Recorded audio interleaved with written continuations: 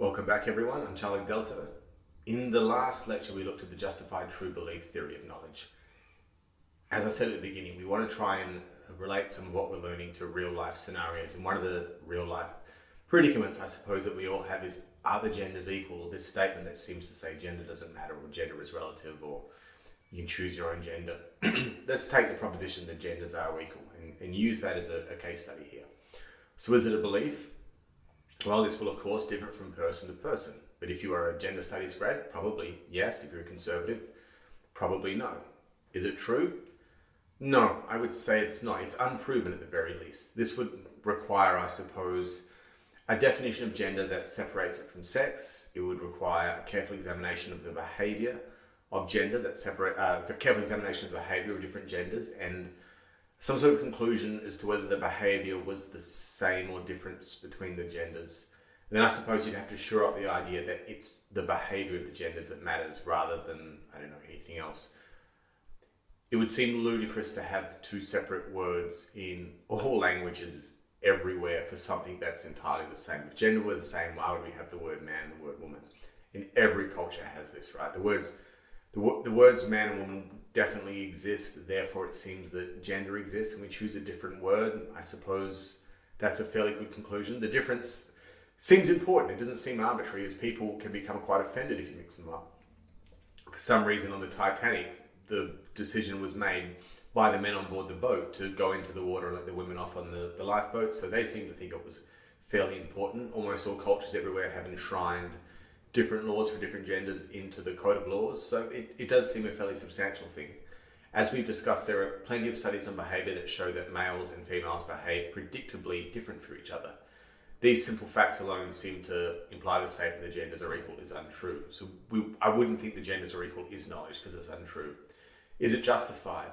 There have been many scientific studies done on the behavioural traits of men and women. I think some are done by, you might say, like the typical gender studies crowd, which might be trying too hard, but certainly I don't think anyone would doubt that psychology schools would really trying hard, and certainly in medicine, when the first thing you do when you walk into the room is they take note of your gender and your age and everything else, and doctors seem to think that genders matter. So I think there's been a lot of study done into this, so it probably is justified, or as we've discussed, the justified part's the hardest bit.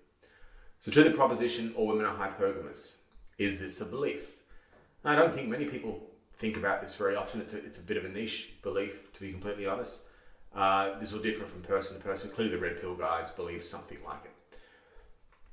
Is it true? We might have to acknowledge that this proposition is just unknowable and we'll never prove it true.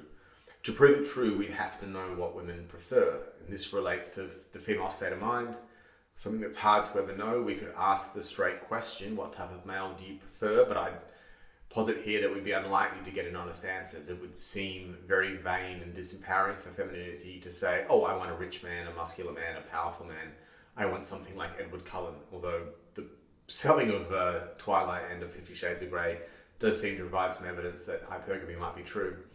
If you're inclined to accept straight answers to questions, you could read the outcomes from social surveys, but failing that, there's the now infamous, I suppose you'd say, proof of hypergamy that came out with the OkCupid and the book the book Dataclysm, which is based on the stats from OkCupid. That does seem to show fairly strong. If you just Google OkCupid Dataclysm hypergamy, you'll probably come up with the graph that I'm talking about. There was a study performed on American divorcees that has shown that the only significant factor that predicts divorces is when males make less money than when they first got married, and this might be taken as some sort of proof, but it would seem that the real proof would just be asking women, and I don't think you'll ever get a straight answer. Is it justified? Yes, probably, if you went by some of the studies mentioned before. No, if you went off the prejudiced opinions of anonymous guys on Twitter hating on people, which seems to be where some of this at least comes from. So the third proposition is diversity our strength? Is it a belief? Well, certainly Justin Trudeau seems to believe it. He made it his whole election campaign slogan. Is it true? How would you ever know? I mean, how do you measure the strength of a country and its diversity? You would have to, I suppose, you would choose diversity as being where a person was born. Even that's not exactly true. But anyway, this would be very hard to prove. You would need a lot of definitions here. I suspect one could never really prove this claim one way or another, so it's always just going to be just a belief and not knowledge.